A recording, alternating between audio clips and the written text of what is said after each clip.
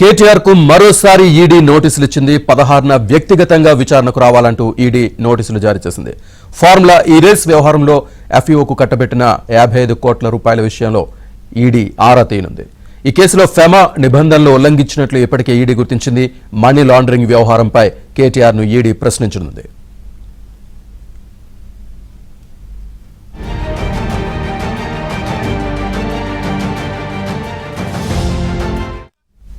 కేటీఆర్ కు మరోసారి ఈడీ నోటీసులకు సంబంధించి పూర్తి సమాచారాన్ని మా కరెస్పాండెంట్ క్రైమ్ కరెస్పాండెంట్ ప్రవీణ్ అందిస్తారు. ప్రవీణ్,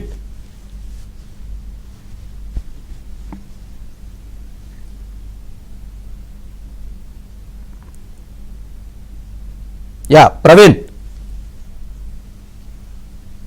ప్రస్తుతం అయితే మాత్రం కేటీఆర్ కు నోటీసులు జారీ చేశారు. 16వ తారీఖున వ్యక్తిగతంగా విచారణకు హాజరు కావాలంటూ కూడా ఈడీ నోటీసులు ఇచ్చినటువంటి సందర్భం కనపడుతుంది. మరోవైపు ఏసీబీ అధికారులు కూడా విచారణ కొనసాగిస్తున్నటువంటి నేపథ్యంలో ఏసీబీ ఈ నెల 9వ తారీఖున వ్యక్తిగతంగా విచారణకు హాజరు కావాలంటూ కూడా ఒకవైపు ఏసీబీ మరోవైపు ఈడీ నోటీసులు జారీ చేయడంతో ఈ కేసులో రెండు ఇన్వెస్టిగేషన్ ఏజెన్సీస్ కూడా ఇటు ఏసీబీ కావచ్చు ఈడీ కూడా పూర్తి స్థాయిలో దర్యాప్తు కొనసాగిస్తున్నారనేది కూడా మనం భావించాల్సి ఉంటుంది. మరోవైపు బిఎల్ఎన్ రెడ్డి ఈ కేసులో A2గా ఉన్నటువంటి A3గా ఉన్నటువంటి బిఎల్ఎన్ రెడ్డి, మరోవైపు అరవింద్ కుమార్ 8-9 రోజుల్లో విచారణకు రావాలి, 8-9 డేట్లలో విచారణకు రావాలంటూ కూడా మరోవైపు ఈడీ కూడా నోటీసులు జారీ చేసినటువంటి పరిస్థితి కనపడుతుంది. కేటీఆర్ విచారణలో ఈడీ అధికారులు ఒకే అంశం పైన ఎక్కువగా క్వశ్చన్ చేసేటువంటి అవకాశం ఉంటుంది. 55 కోట్ల రూపాయలు ఎఫ్ఈఓ కంపెనీకు బదిలీ చేయడం వెనక ఫెమా నిబంధనలు ఉల్లంఘించారు. ముఖ్యంగా విదేశీ అకౌంట్లకు జమ చేసేటువంటి సమయంలో రిజర్వ్ బ్యాంక్ ఆఫ్ ఇండియా నుంచి అనుమతులు తీసుకోవాల్సి ఉంటుంది, లేదా కేబినెట్ నిర్ణయం తీసుకున్న తర్వాత ఆ అమౌంట్ అనేది ట్రాన్స్ఫర్ జరగాలి. కానీ రిజర్వ్ బ్యాంక్ ఆఫ్ ఇండియా నుంచి ఎలాంటి అనుమతులు పొందకుండా వాటిని ఇండియన్ కరెన్సీని విదేశీ కరెన్సీలో మార్చి పౌండ్ల రూపంలో చెల్లించారు. కాబట్టి వాటికి సంబంధించిన దానిపైన ఫెమా నిబంధనలు ఉల్లంఘించారు. మరోవైపు ఈ 55 కోట్ల రూపాయలు కూడా నిబంధనలకు విరుద్ధంగా నడిచింది. కాబట్టి ఇది మనీ లాండరింగ్ ఏమైనా పాల్పడ్డారా అన్న కోణంలో కూడా ఈడీ అధికారులు పూర్తి స్థాయిలో విచారణ కొనసాగించి కేటీఆర్ యొక్క స్టేట్మెంట్ రికార్డ్ చేసేటువంటి అవకాశాలు కనపడుతున్నాయి. ఈ కేసులో ముఖ్యంగా ఏసీబీ అధికారులు కూడా ఒకవైపు దర్యాప్తు కొనసాగిస్తున్నటువంటి నేపథ్యంలో కేటీఆర్ ను ఖచ్చితంగా అరెస్టు చేయబోతున్నారనేటువంటి సంకేతాలు మరోవైపు చర్చ జరుగుతున్నటువంటి నేపథ్యంలో ఇప్పుడు ఈడీ అధికారులు 16న వ్యక్తిగతంగా విచారణకు హాజరు కావాలంటూ కూడా నోటీసులు జారీ చేయడంతో ఈ కేసులో ప్రాధాన్యత సంచరించుకుందని చెప్పుకోవాలి.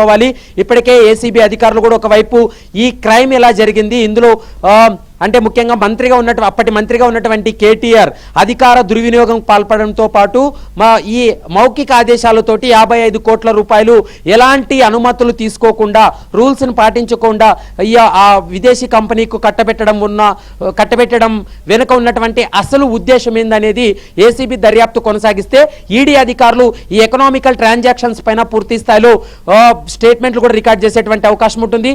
16వ తారీఖున వ్యక్తిగతంగా విచారణకు హాజరు కాబోతున్నారు లేదా అనేది మాత్రం చూడాలి. ఇప్పటికే కేటీఆర్ కు నోటీసులు జారీ చేయడంతో ఈ రోజు విచారణకు హాజరు కావాలి, కానీ తనకు సమయం కావాలని నిన్న ఈడీ అధికారులకు లేఖ రాయడంతో 16న వ్యక్తిగతంగా విచారణకు హాజరు కావాలంటూ మరోసారి ఈడీ అధికారులు నోటీసులు ఇచ్చినటువంటి పరిస్థితి ఉంది.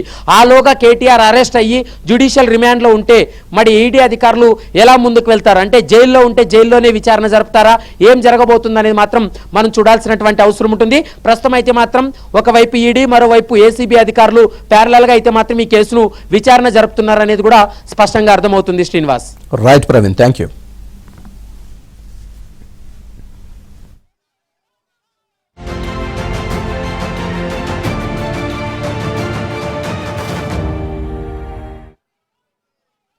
ఇక తాజా పరిణామాలపై కేటీఆర్ స్పందించారు. ఈ ఎదురు దెబ్బల నుంచి బలంగా పుంజుకుంటామని, అబద్దాలు తనను దెబ్బతీయలేవని అన్నారు.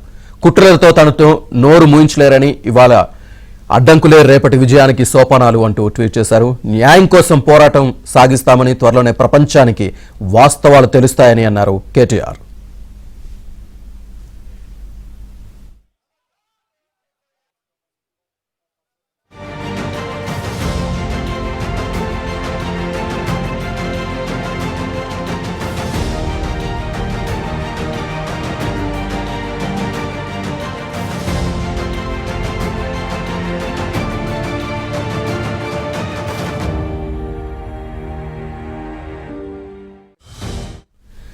తాజా పరిణామాలపై కేటీఆర్ స్పందించారు. ఈ ఎదురు దెబ్బల నుంచి బలంగా పుంజుకుంటామని, అబద్దాలు తనను దెబ్బతీయలేవని అన్నారు. కుట్రలతో తన నోరు మూయించలేరని, ఇవాల్టి అడ్డంకులే రేపటి విజయానికి సోపానాలని అంటూ ట్వీట్ చేశారు. న్యాయం కోసం పోరాటం సాగిస్తామని, త్వరలోనే ప్రపంచానికి వాస్తవాలు తెలుస్తాయని అన్నారు కేటీఆర్.